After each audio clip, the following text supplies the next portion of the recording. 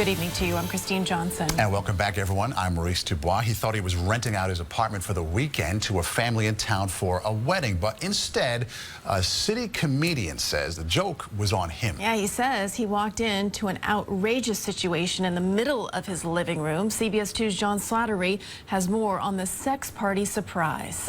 Ari Tiemann, who works as a comedian, says what he found in his apartment was no laughing matter. I didn't see anybody nude or half-dressed, but I came in after they'd already been caught and asked to leave. The 31-year-old tenant who lives in this building on 7th Avenue in Chelsea says he rented out his apartment through the online service Airbnb, renting the studio to a man who claimed family members were coming in for a wedding. And we Googled the guy's phone number and found out that he had been promoting a XXX Freak Fest. Tiemann says Friday night when he popped back to pick up his luggage, he found partygoers being tossed out of his apartment.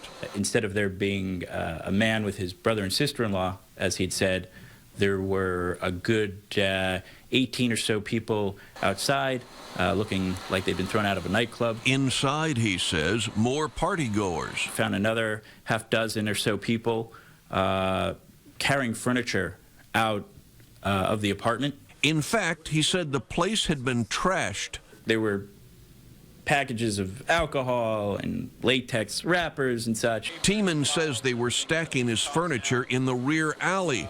The renter, he claims, had advertised a sex party with plus-sized women. That's what it said. It said it was a sex party. I spoke by phone to the man who rented the apartment, who said, I did nothing wrong or illegal. There was no party at the location, end quote. Tiemann says he feels victimized, and because he sublets from an apartment owner, he says the co-op board isn't very happy with him. In Chelsea, John Slattery, CBS 2 News. A spokesperson from Airbnb said the individual who rented the space has been permanently removed from the site, and they will work with any law enforcement agencies that investigate the matter.